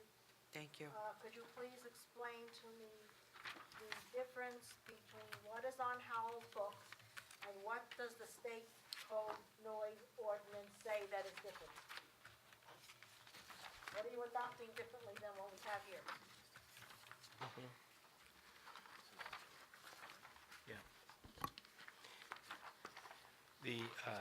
Well, I can tell you that generally speaking, the Monmouth County Board of Health enforces the ordinances, the noise ordinance here in Howell, and their advice to the township was that their ordinance was out of date and predated the DEP standard. The DEP standard, well, I mean, there's a lot of detail in here. Well, okay, tell me some of the things that the state says that we don't have that we do need, because we do need. You do. Well, this establishes certain levels that are allowable. It has maximum permissible sound levels, and then there's a chart, and it talks about, depending what kind of property it is, what the permitted decibel level is. It has a provision of the ordinance that talks about excluding emergency work at homes, that you won't exceed the sound levels that are in the ordinance between 8 p.m. and 8 a.m., so it restricts the time period when noise can be permitted.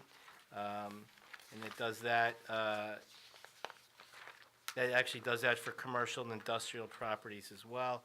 It includes limitations of what time construction and demolition activity may occur, so as not to make offensive noises. And how, okay, now, Howell will monitor this as far as planning and zoning board applications and noise and disturbance from already existing businesses in Howell? Well, that would be enforced not through the planning board, but as I said, Or through the police department or whatever? well, it's going to be actually through the Monmouth County Board of Health. Okay. They do the individuals that need to be, that take the sound measurements need to be qualified, and the Board of Health inspectors and investigators are so qualified. To do that, it's a costly process to get qualified. Right, but- Yeah, so that's how it would get All right, enforced. but when we get a new application or a new building or a new construction in Howell, this is going to be monitored also for noise, for signs, for construction, for big, heavy construction equipment coming in and just totally disturbing people's lives, and businesses who will open earlier Well, it because, applies, though, to because this gas station wants to come back. This contaminated gas station wants to come back, and they want to deliver gasoline 24/7 and in the middle of the night, and whereas Exxon doesn't, they do it during the day, but you're going to get disturbances that's right less than 45 feet away from 1,000 villages, residents in the villages, and these things gonna totally disturb. So is that gonna be monitored also? There'll have to be coordination, there's gonna need to be coordination between the manager's office and the department and the Okay, well, board, it's and my the county request that board it of be. health. Somebody please write it down, because it's my request that will be these businesses in a senior community, heavy residential community, with businesses that are gonna be major disturbance. This new shopping center, 15 stores, 2 fast food restaurants that was just approved, it's gonna absolutely destroy us in the villages. And this contaminated gas stations, why, this guy wants to come back also, and tanker trucks wants to deliver gasoline 24/7. Please, somebody monitor this stuff and make sure that it's on the books. I agree with you. Monitor this stuff and keep the noise level down so people can live in peace and with dignity. Thank you. Thank you. Was there anyone else?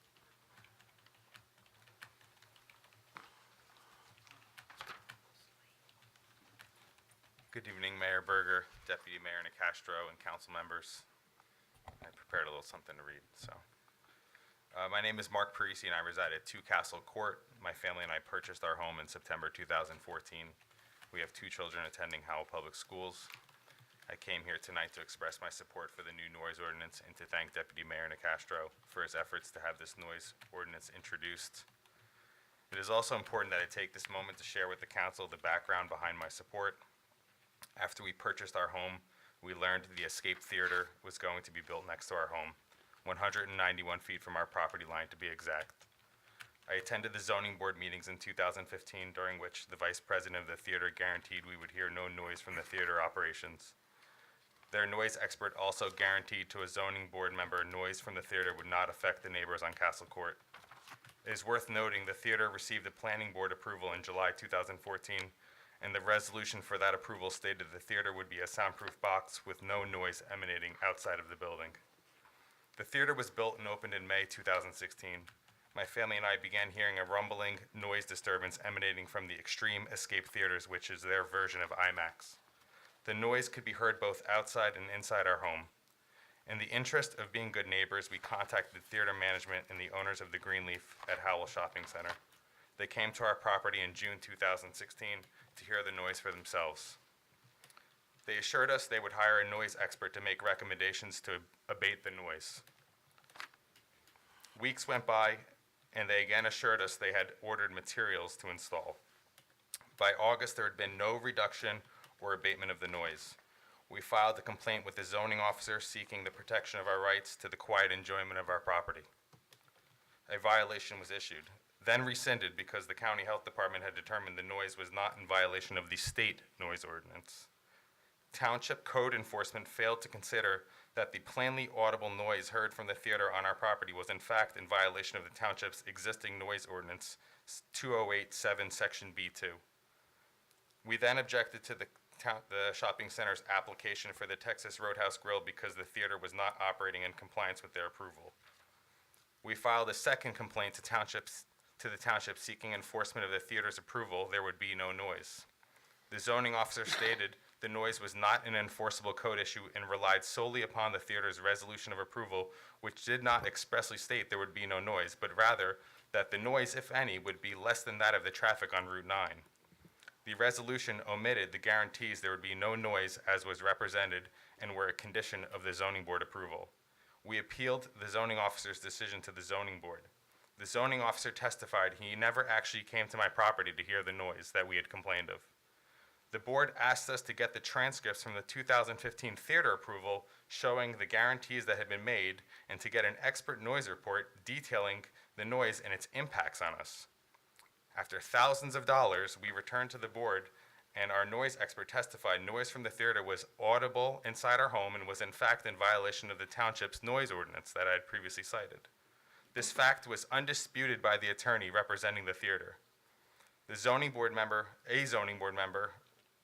Mr. Mertens, even stated on the record that he had come to our property with permission from the zoning board attorney to hear the noise for himself and that he did hear the noise rumbling on our property. Despite all of this, the board still denied my appeal on a 4-3 vote based on a technicality between the different scales to measure noise. We were both shocked and disappointed by this decision, which should have been a binary decision. Either there is noise or there's no noise, not how loud is the noise, because they had testified there'd be no noise. And then we got caught up in this technicality of, is it dBA scale, is it dBc scale, what is it? It should never have even come to that. Members of our community expressed dismay with the outcome as well. We had spent thousands of dollars trying to get township officials to hold the theater accountable and to abate the noise. As of today, the noise disturbance from the theater continues. We hear it on a daily basis. This new noise ordinance has specific provisions that will address low-frequency noise measurable inside our residence on the dBc scale. We are hopeful the noise will now be an enforceable code issue, which we believe it should have been all along under the plainly audible standards of the existing noise ordinance. We are gaining greater protection against the noise heard inside our home. However, we are losing the protection of the plainly audible standard under the existing noise ordinance, which is more restrictive for noise heard outside of our home. Overall, we are grateful the township is taking this step to make current their noise ordinance in the interest of protecting people's rights to an environment free from excessive noise. So that's basically how we got here with Deputy Mayor introducing this ordinance. Maybe you can sense the emotion that I have, having lived with this since May of 2016. Distressing would be an accurate way to describe what we've been living with. So I just have a few questions to ask. It was alluded to just a few moments ago when you mentioned about how enforcement will be achieved. My question is, will the township remain in an interlocal services agreement with the Monmouth County Health Department for the enforcement of the new noise ordinance? They're in an agreement, yes. Okay, and is that gonna remain in place? Well, it's not just for noise, but that is one aspect of what they handle. We use the Monmouth County Health Department for everything having to do with our health. Okay. Including noise. including the correct. road. Because it was my understanding that some municipalities, when they adopt the model noise ordinance, will buy the equipment and have one of their own code enforcement officers trained to measure the noise so that they can enforce it within their own municipality. But I also know that some municipalities continue with their interlocal services agreement. You never know what will happen down the road, though. I mean, a governing body could change that and decide to buy the equipment and train somebody. Sure. The ordinance allows for both, whether it's a local health agency, whether it's here in Howell or through the Board of Health, County Board of Health. The ordinance gives Howell that flexibility. Okay. Right now, we're in an agreement with the Board of Health. But Right. it does give the township flexibility should it decide it's better to do it differently in the future. When does that agreement or contract expire, or are you not sure? We're always with them. Yeah, I don't have it in front I of would me. I don't imagine know. you have to renew it at times. I would think, yes, but I mean, I don't have that agreement Okay, in all right. front of me. I wouldn't know off the top of my head. All right, my next question is that I had previously had the Monmouth County Health Department come to my house to measure noise, and the lady, Ellen Falvo, had said that she can only enforce the state ordinance. She cannot enforce municipal ordinances. And I've heard different things, and I've read things in legal documents that say that, no, actually, the health department official has to enforce both the state and the municipal. Then I've had the county health department say they only enforce the state. So now I'm in this situation where I'm likely going to be contacting the health department to come back out and measure noise pursuant to the new noise ordinance. And she may say, well, they're not in violation of the state ordinance, and I'm going to bring her a copy of the new noise ordinance and say, well, aren't they in violation of this new ordinance because we can hear the noise inside my bedroom? And she's going to say, well, I really can only enforce the state ordinance. So where does No, that leave me? The County Board of Health, I mean, I spoke to the health officer, county health officer, and they enforce this DEP form ordinance, which we're adopting.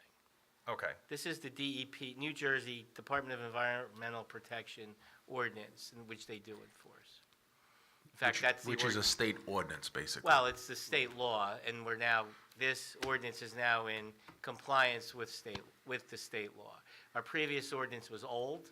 It predated this ordinance that the DEP has adopted as the form, so now we're consistent with it. Okay. What are you hoping to get from us? I mean, Deputy Mayor's been helping you. I mean, he's been active in trying to get this and bring it in front of us, have it introduced, have it passed. But we can't guarantee who's going to enforce it which way. No, I was just merely asking if the health department is not going to enforce a municipal ordinance, which I was just assured that they would because it is now kind of a state ordinance that they're adopting, then who do I rely upon? Because I've previously made complaints to the zoning officer, Matthew Howard, who said that he doesn't have the training or the equipment to measure noise, and they rely upon the county health department to do that. Okay. So if I don't want to be in a situation where I'm being told one thing by a municipal employee saying that he doesn't enforce it, and then I'm being told something by a county employee that's saying they only enforce the state, then it begs the question, well, who enforces the municipal ordinance? I don't disagree with what you're saying, okay? I mean, as a governing body, we pass ordinances. And if the county health department enforces those ordinances for us, that's who enforces them. And that's what I'm trying to get at with you. Well, this is my first time appearing before the town council to address this matter. And the only reason I'm here tonight is to express my support for this new noise ordinance. I have never previously come here because I've been dealing primarily with the zoning board up until this point for well over a year. So I'm not here specifically asking for any relief from the council itself. I just Because wanted... we'll try to help you, Right. but you can't, all we can do is put the law in place. Right.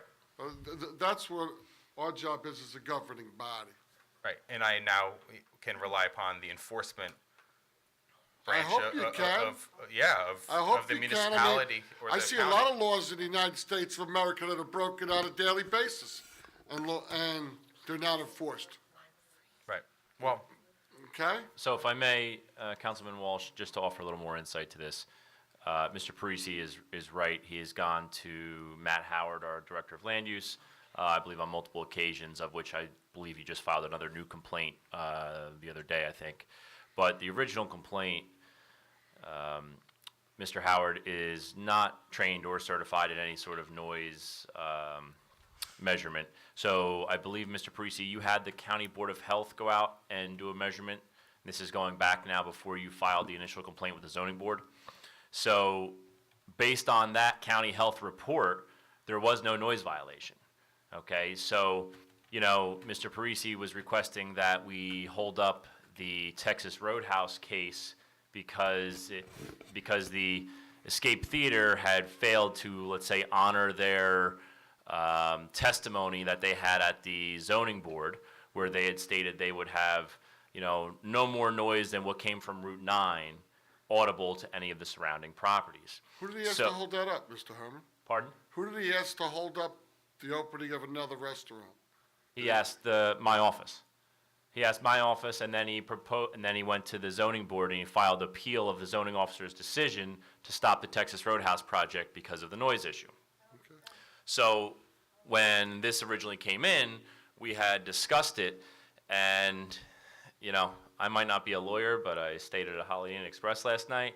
So we're talking about a report that Mr. Parisi had done from the County Board of Health that stated there was no noise violation, okay, because of, I guess there is some differences in A scale, B scale, C scale, vibration, whatever.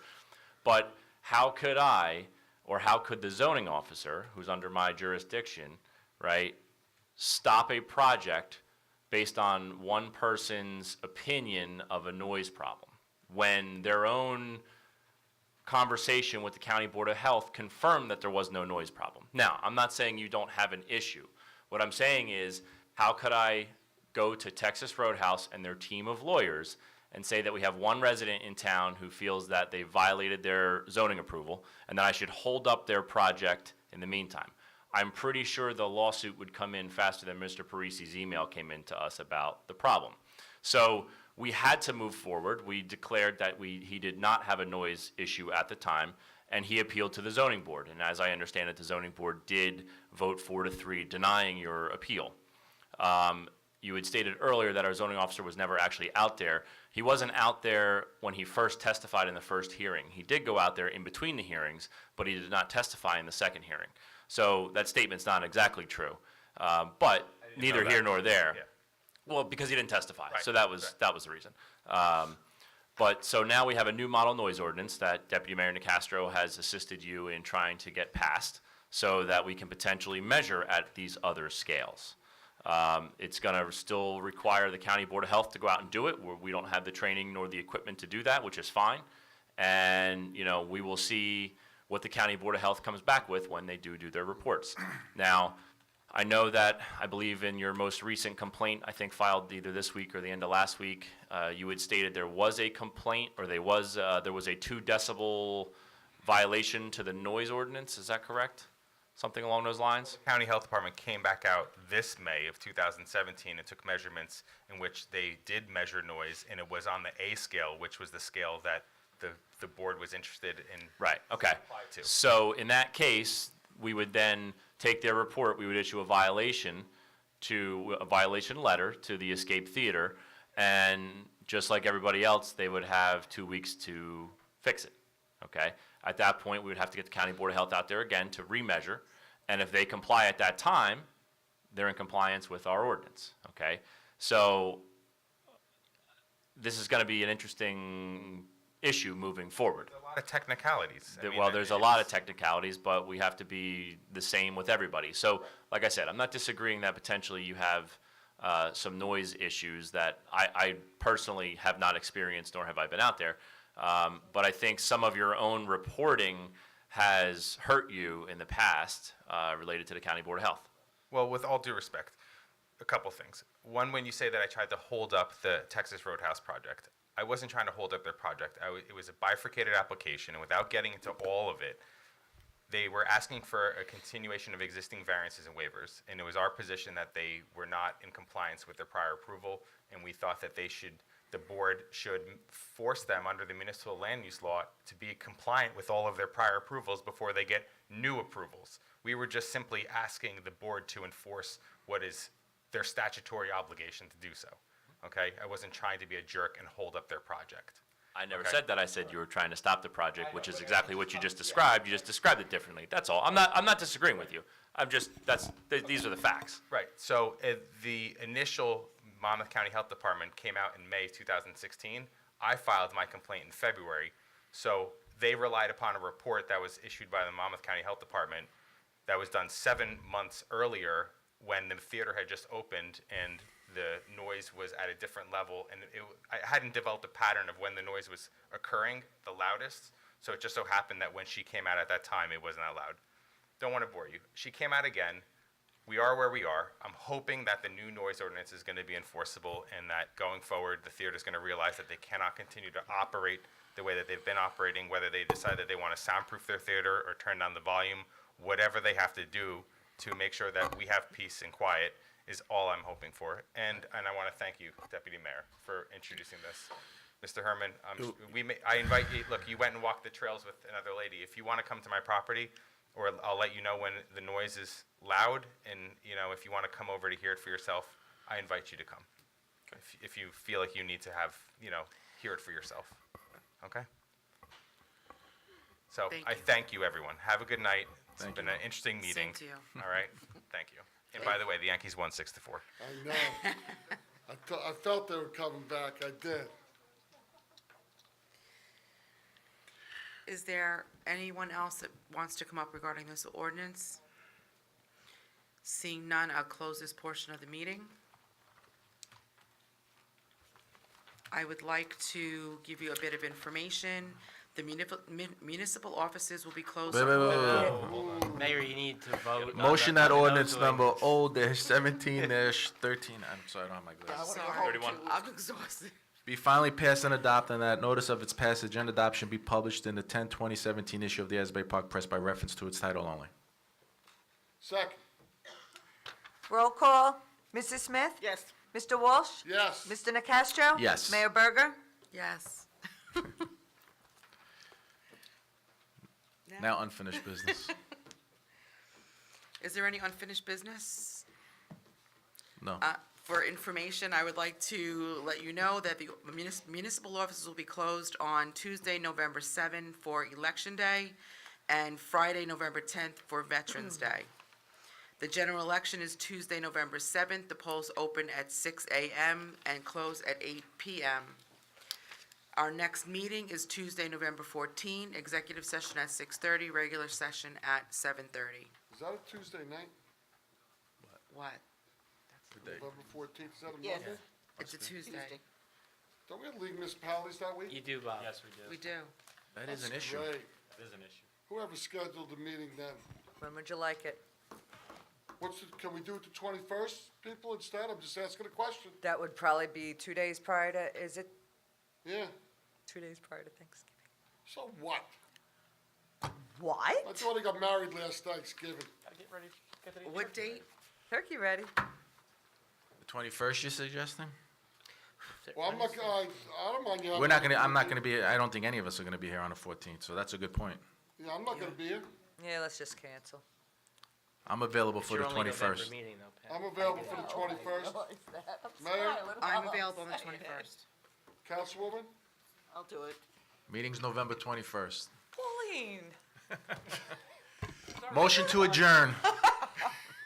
Second. Roll call. Mrs. Smith?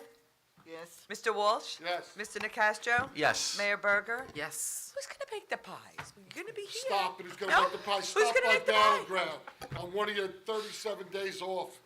Oh, wow. It does make it very difficult. It does. Why don't you can me a couple pizzas? we wouldn't know, we don't cook. Yeah. No, I you stop want by- to eat, don't you? Rob, I go to Wemrock and buy it for the whole office. I buy like 30 to 40 pies every year. Yeah, and I used to make that many. Now I'm down to 12. And I stop by your house and you make some good ones. What? What?